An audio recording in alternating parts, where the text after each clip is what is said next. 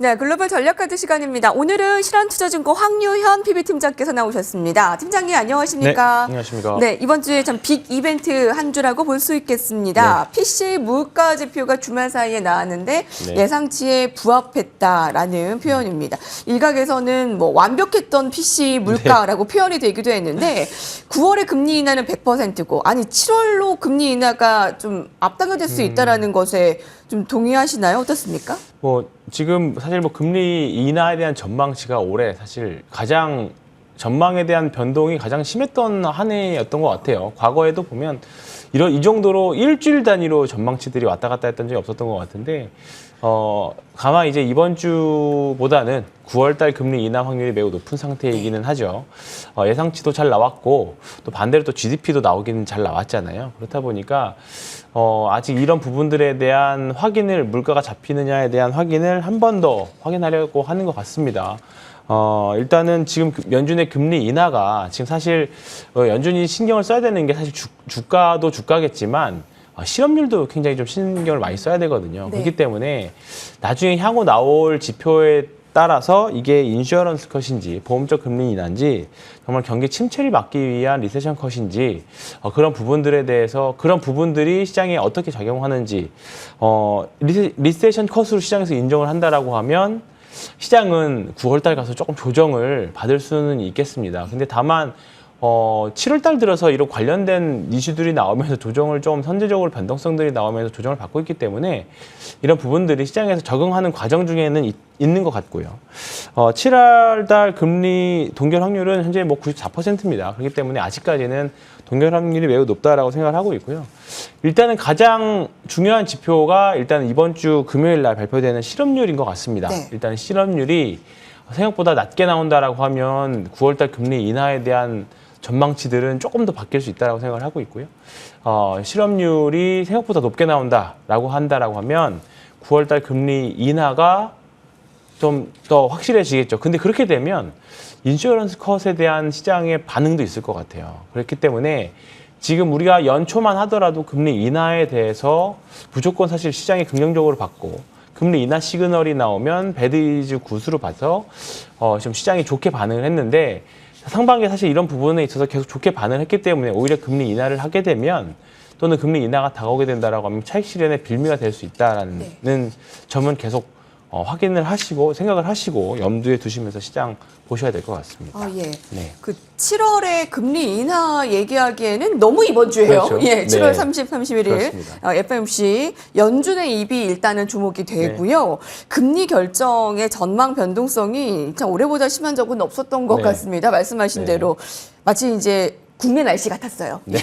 예, 회수와 폭, 그다음에 이제 금리 인하 계속 가는 게 계속 주가에는 이득인지 이제 이 부분을 좀 살펴봐야 네. 된다라는 네. 말씀이시네요. 자, 지난주부터 시작된 빅테크 실적이 참 우울한 한 주를 보냈습니다. 빅테크 실적 때문에요.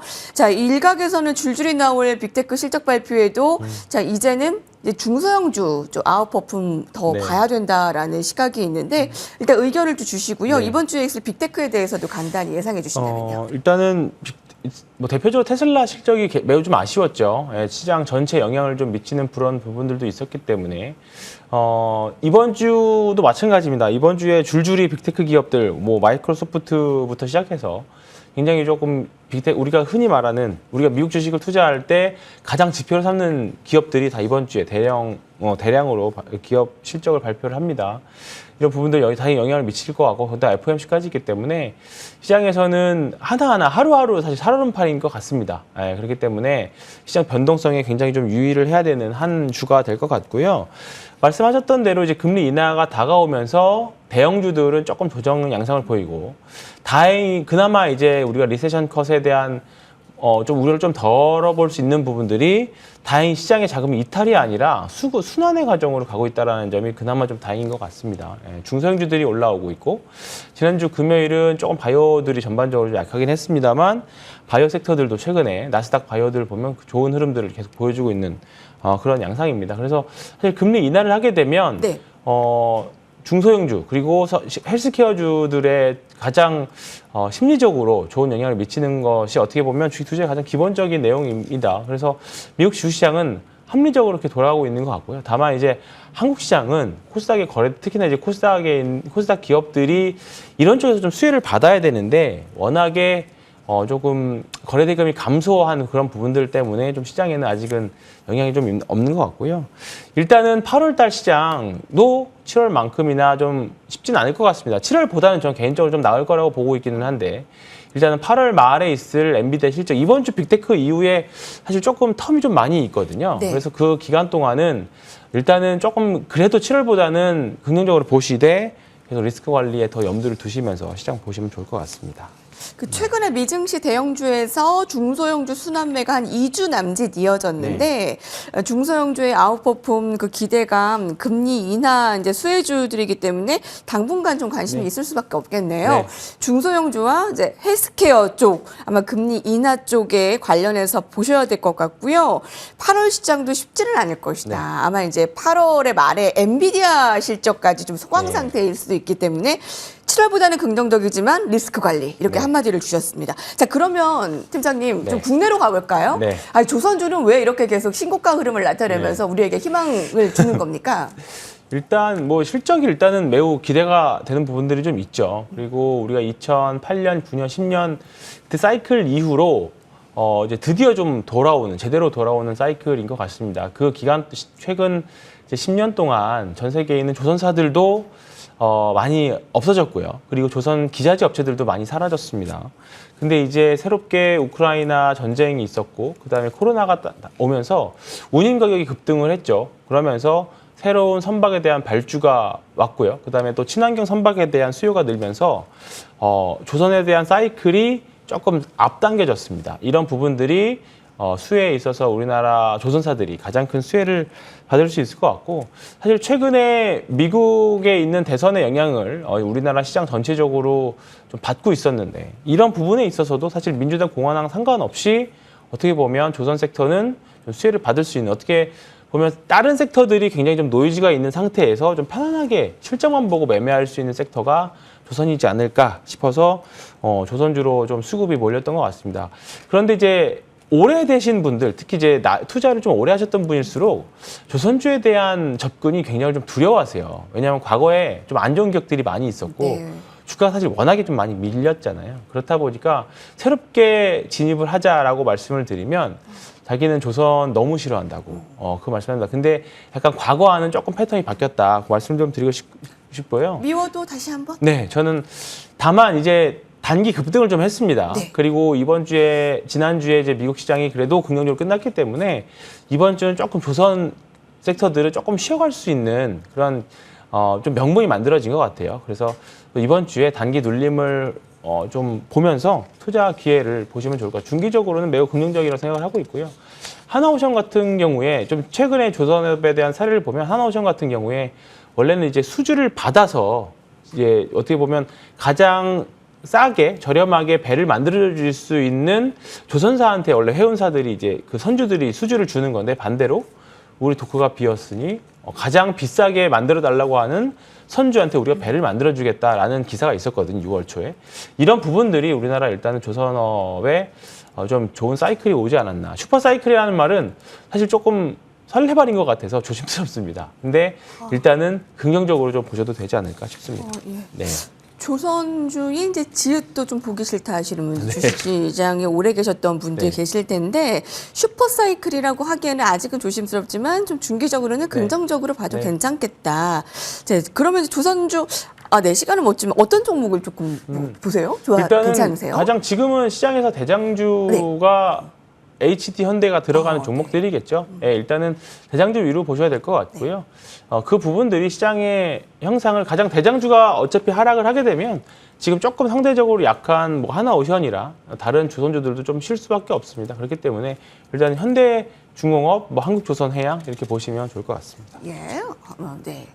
바로 이제 긴급 질문을 드렸는데도 감사합니다. 네. 종목 주셨어요. 네. 자, 이번에는 밸류업 올해 하반기까지 내내 관심 가지고 가야 할 분야입니다. 뭐 금융도 있을 때고 자동차주도 있을 때고. 자, 계속 엎치락뒤치락 하고 있습니다. 네. 지난주에는 금융주가 조금 더 괜찮았고 좋은 실적을 낸 자동차주는 조금 쉬어가는 모습이었는데 어느 쪽을 조금 더 좋게 봐야 되고 해석하면 될까요?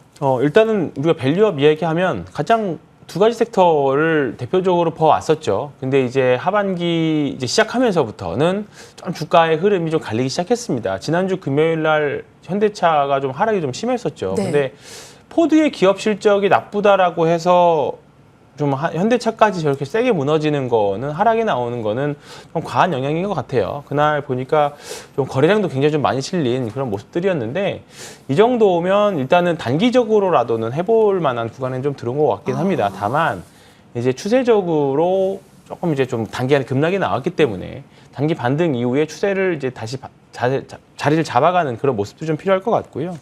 지금 일단은 금융지주들이 일단은 밸류업이나 그 자사주 매입 등 이제 그 주주 가치 제고에 가장 긍정적으로 적극적으로 좀 답변해 나가는 그런 부분들이다 보니까 일단 밸류업에 있어서는 가장 센 종목들로 됐습니다. 그리고 이제 실적도 상대적으로 좀 잘 나왔고요. 뭐 ELS 홍콩 올해 좀 우려가 됐었던 홍콩 ELS에 대한 충당금들이 좀 환입이 되면서 생각 외로 좋은 실적들을 내면서 긍정적으로 나왔습니다. 일단은 7월 말 이제 8월에 있을 밸류업과 관련된 이벤트들 하반기에 또 나올 밸류업 ETF들 관련해서는 분명히 금융지주들도 그렇고요. 현대자동차나 자동차 관련 섹터들도 그렇고요. 좀 수급적으로는 개선 기대감들이 많이 있습니다. 하반기 내내. 그리고 밸류업이라는 것 자체가 올해 한 해만으로 끝나는 부분들이 아니라 장기적으로 계속 끌고 가는 정책 당국의 의지이기 때문에 좀 긍정적으로 보셔도 될 것 같습니다. 그러니까 가는 주식을 따라잡을 것이냐, 떨어진 주식을 사가지고 기다릴 것이냐 이런 부분에 대한 것은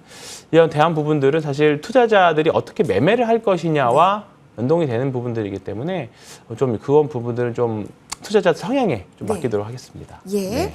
밸류업과 관련해서는 포트에 여러분들이 일정 부분 관심을 가져도 좋겠습니다. 네. 예. 자, 마지막으로 전략인데요. 주말에 뉴욕 증시가 반등했음에도 불구하고 주간 기준으로 마이너스였어요. 네. 코스피가 지난주에 2.27%나 하락을 했고 코스닥은 거래량도 저조했습니다. 네. 이번 주에 다시 활기를 되찾을 수 있을지 전망과 전략 네. 주시죠. 일단은 지금 당장 단기적으로 우리나라 시장에 큰 영향을 미치는 게 외국인들의 선물 수급입니다. 그런 부분들이 있어서 아직은 외국인들이 뭔가 현물에서는 큰 의미도 없고요. 선물 시장을 이제 좀 좌지우지하면서 시장 자체가 좀 변동성이 좀 있는데 외국인들도 우리나라 이제 미국 대선이라던가 여러 가지 금리 경제 지표에 있어서 우리나라 시장에 대한 방향성을 아직 못 잡고 있다고 보시면 되는데 아직까지는 좀 외국인들의 선물이 좀 공격적으로 들어오기는 좀 애매한 위치입니다. 냉장에 보면 좀 시장은 조금 더 가격 조정이나 기간 조정의 가능성이 좀 있습니다. 다만 이 부분만 좀 넘어간다라고 하면 우리가 6월 달에 봤었던 그런 상승은 또 8월 달에도 기대해 볼 수 있는 부분들이거든요. 코스피 기준으로는 거의 900선 목전에서 지금 2,700까지 초반까지 떨어진 상황인데 이 정도면 충분히 가격 메리트가 있습니다. 다만 외국인들의 선물이 언제쯤 들어올 것이냐 그런 부분들은 향후 실적 발표나 아니면 경제 지표들이 어떻게 나오느냐에 따라 좀 많이 갈려 있을 것 같고요. 다만 이제 우리가 코스닥 같은 경우에는 적은 수량의 매도로도 시장의 하락폭이나 변동성들이 좀 매우 큰 상태입니다. 거래 대금이 없다 보니까 신규로 매수로 들어가는 자금들은 상대적으로 적은 상황에서 외부 악재나 좀 외국인이나 기관의 매도가 조금만 나오더라도 하락폭이 조금 더 큰 상태입니다. 그렇기 때문에 우리가 지금 더군다나 대주주 지금 금투세라든가 여러 가지 악재성 뉴스들도 많이 있는 상황입니다. 그렇다 보니까 지금 시장에서는 좀 계속 두려워하는 것 같아요. 그래서 일단은 코스닥보다는 코스피, 중소형주보다는 대형주 위주의 매매를 하시는 게 조금 더 좋을 것 같고요. 가장 큰 것은 여전히 리스크 관리인 것 같습니다. 예. 신한투자증권 황유연 PB팀장과 함께했습니다. 감사합니다. 네, 고맙습니다.